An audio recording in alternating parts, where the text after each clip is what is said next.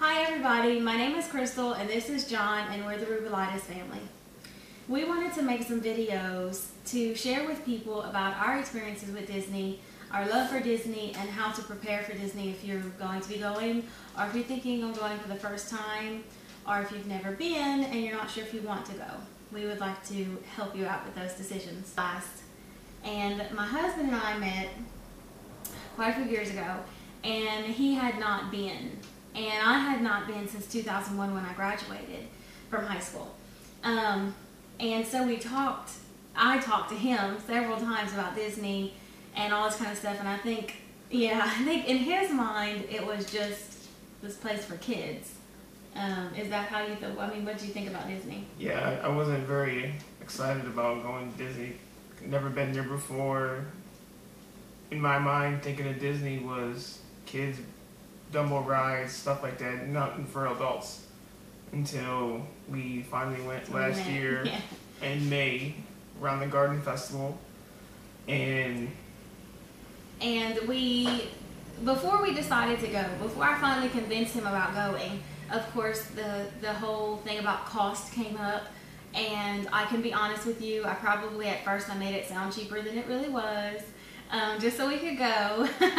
And we talked a lot about, I tried convincing him so many times that it was not about just for kids, that it was so much more. It's, you walk in the place and it's like you've literally left the real world, or you've left the fake world and you walked into the real world. It just completely enwraps you. So anyway, finally, I don't know if I convinced him or if we just went or whatever, but I booked the trip. Yeah, he gave in. So I booked the trip, and unfortunately, when I was growing up, if we did stay on property, I think it was only one time. We usually did the really cheap route. We always drove. We always stayed at the cheapest hotel we could find. We always ate our own food. Very rarely did we eat at Disney. But we did always go to the other theme parks as well, SeaWorld and Universal, and later Islands of Adventure. So I wanted to do it all. I wanted to stay on property. I wanted to have the dining plan, not just the quick service. I wanted deluxe. I wanted it all. And so I was really excited to be able to book it for the first time for myself as an adult and not going with my parents, and especially going with my husband. It was our 1-year anniversary, so it was our anniversary trip. We stayed at Port Orleans on property, Riverside, Magnolia Bend. We stayed for 2 weeks total. We did visit the other parks. We visited Universal Studios. We intended on visiting both Universal and Islands of Adventure, but we were so wore out that we only did Universal. We also went to SeaWorld, and of course all of Disney we did. And it was very magical. It was not what he expected. It was exactly what I said.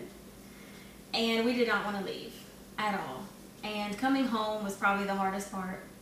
I know it was kind of hard to adjust back to real life. But one of the great things is that we went in there with a budget. We came back home with money, which was fantastic. And it's one of the things that we want to help with these videos.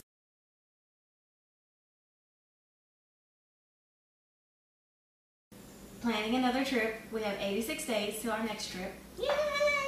And we're going with our 2 best friends, which is really great because we did go alone the first time. And the reason why we're doing these videos is mostly because we want to really help other people to be able to manage a Disney trip. One of the things, we are not rich people at all. I am a pet stylist, a manager at a pet styling salon, and my husband is an assistant grocery manager for a grocery chain. But we make a budget to go, and it is all worth it because the time that you spend at Disney is like no other. Anyway, so we wanted to talk about budgeting and stuff like that, and we really want to help people. Some of the upcoming videos that we do want to make in this, we're liking to do a weekly video. Stuff that we want to feature is stuff like packing for Disney, what to bring, planning the road trip if you are going to be driving, making reservations, and making an itinerary. It's not just making a reservation to stay, but it's reservations for the food, or if you want to do any special events, You want to get those in as soon as possible.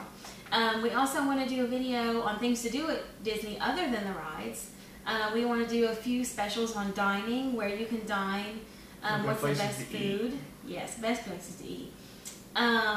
We want to also talk about how not to get overwhelmed or exhausted while you're at Disney, because it can be. Or stuffed. Yes, we did get very stuffed. We're a stuffed kind of people. How to deal with withdrawals upon leaving and in between trips from Disney, because I will tell you, if you've never been, or if you've had a bad experience at Disney, which is very unlikely, and probably due to some of the things we'll talk about in the video that you can change, you're going to have withdrawals, and there's things to do in between to kind of keep you excited about it and relieve the pressure. And most importantly, to know how to budget for Disney. It is easy to do for any kind of budget. You just have to be willing to save, spread out your saving over time, and do it, you know, knowing that you're still going to have money to pay your bills and everything. But it's definitely doable. Just real quick, we'll talk about a few things about our last trip. This is really an introductory video, but I would like to talk a little bit about that. So, honey, what was your favorite part about our Disney trip last year? That's a lovely question. There's a lot of things that I really liked. One of the things I really liked, of course, was enjoying it with you. Being that you had never gone, it was your first time, and seeing someone experience Disney for the first time is almost as great as experiencing it yourself for the first time. It's really amazing. I love that they had the first time visitor pins and the happy anniversary pins, because it was our anniversary. Everywhere we went, someone was telling us happy anniversary or congratulations, how long have you been married? Everywhere we went. We even had a talking trash can come up to us and tell us happy anniversary, which was pretty cool. You know, I think if we just talk about resorts for a minute, my favorite thing about our resort, if you've never been to Port Orleans, Riverside, it is beautiful. Of course, we're from Louisiana, so we're partial. But I could tell you that it's really not just like Louisiana. So it's better. It's better. It's very tranquil. It's beautiful. I'll put up some pictures in the video so you can see.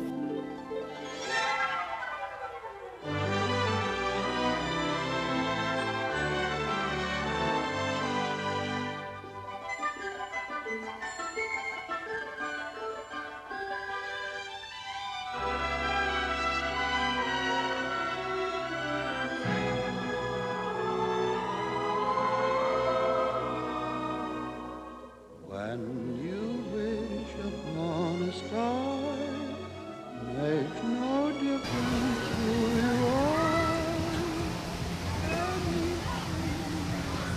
are.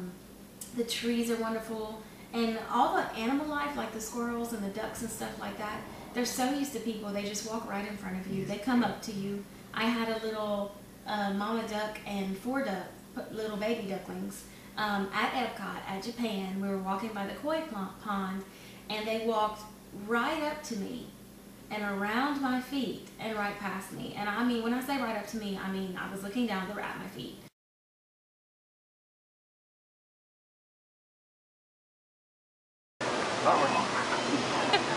Don't move, baby.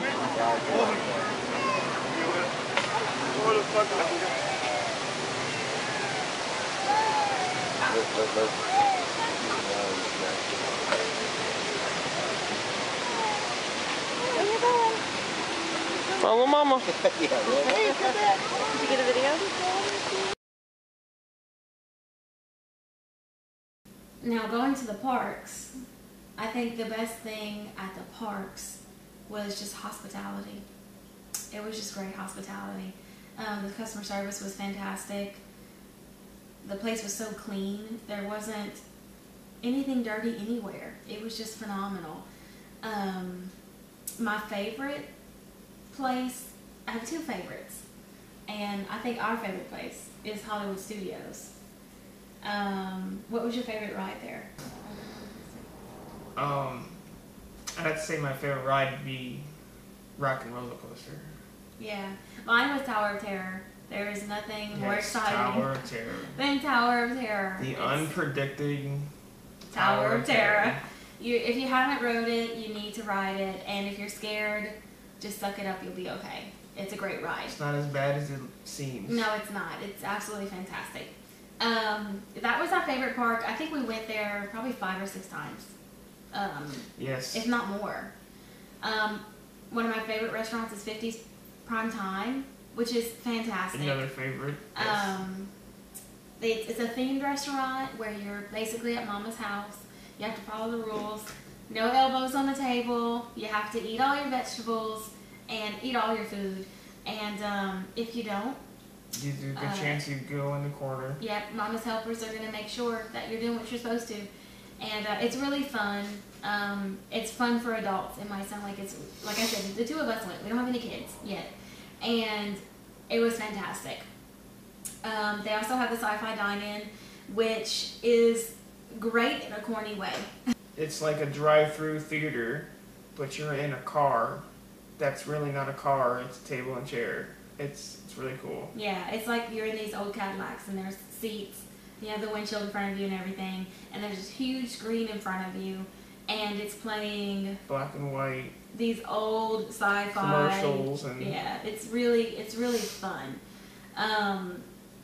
And so anyway, that's one of our favorite places. My second favorite, and my favorite growing up as a kid, believe it or not, was Epcot. And my favorite part about Epcot was the countries. And as a little kid, I don't even know why, because I was never really big into history, but that was my favorite. Seeing the different cultures. When you walk through Epcot and you get to the worlds, or the countries, as soon as you pass from one to the next, you have completely immersed yourself in that different country. Yeah, when you go in the little shops or the places to eat, you feel like you literally just walked into a portal and you're in that country. Mm-hmm. And there's no other way to explain it other than that. Yeah, you do. For instance, we ate at Le Chef de France, which is the French restaurant in France, at Epcot. All of the waiters and waitresses were French, really from France, or different, parts of the French country. And they had such thick accents, the food was wonderful, but everything there, from the music to the decorations, I'll post some pictures.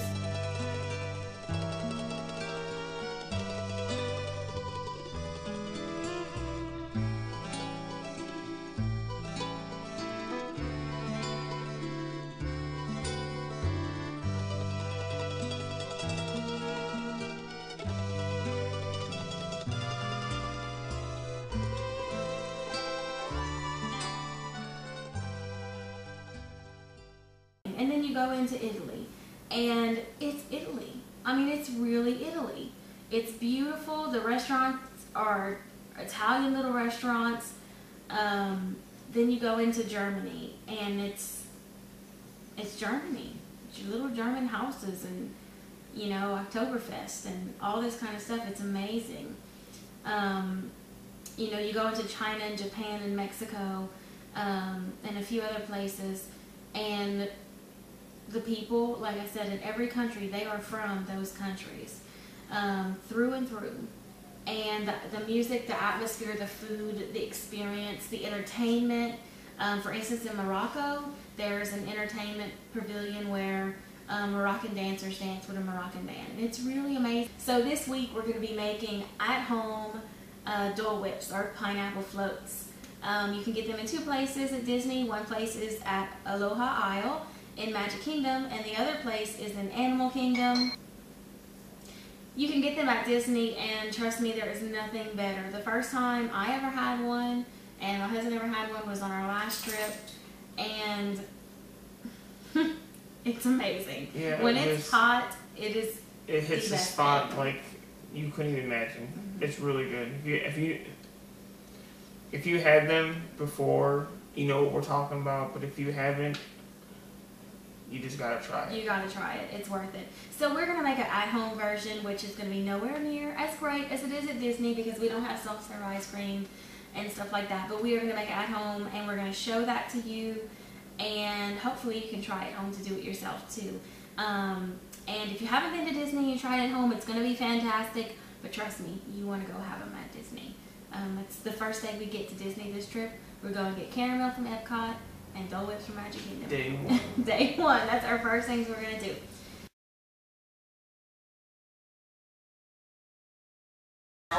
Okay, so next my husband is going to be making at-home Dole Whips. We talked about them in the video, and in order to make it, you need vanilla ice cream, pure pineapple juice, pineapple chunks, and you need Ready Whip. He's going to demonstrate how we make them at home. Okay, so to make a Dole Whip, first you're going to have original pineapple juice, and we use Dole pineapple juice, which is what they use at Disney. You'll need whipped cream, and you can get the Ready Whip kind. We use this. It is optional. You don't have to put it. Then, of course, you need some vanilla ice cream or whatever ice cream flavor you would choose. You need cups, and you need pineapple chunks. And now we're going to demonstrate how to make a Dole Whip. You're going to add pineapple juice.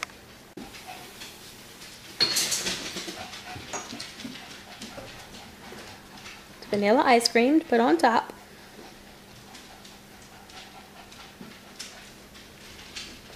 And remember, at Disney it's soft serve, but this will do just fine.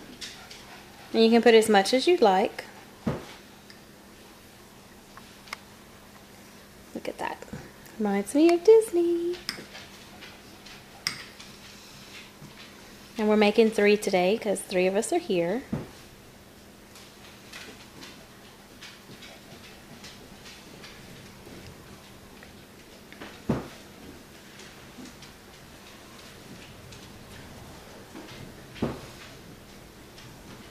Okay, once you've done that, the next thing you're going to do is top it off with some of the whipped cream.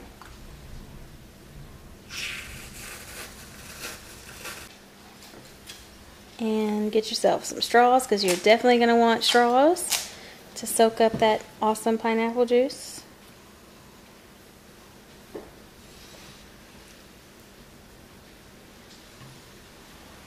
And top it off with chunks of pineapple.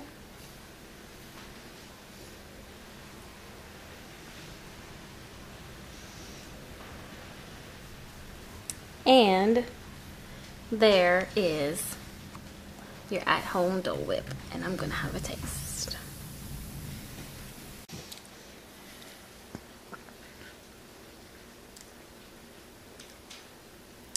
How is it? Delicious. Just like Disney? Even better. Oh, you shut your mouth.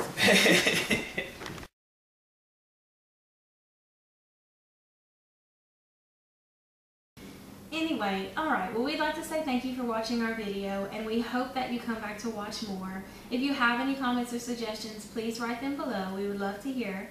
And we have a couple of more people for you to meet during our video process. They're not here today. And hopefully we will be able to stir you up about Disney, and if not, help you get through the time between this vacation and the next. So thank you again, and we'll see you next time.